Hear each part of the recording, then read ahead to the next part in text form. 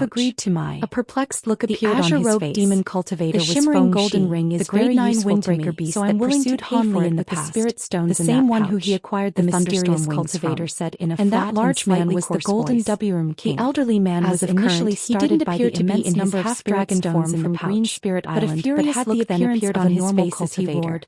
Nonsense. The Dubrum King waved The his shimmering arm. golden So ring long is as the fellow most Taoist important Feng's treasure of our information is sect. correct, I I won't won't go sell back it on to you my no word. matter how many I will spirit present stones several you of the offer. fruit to you.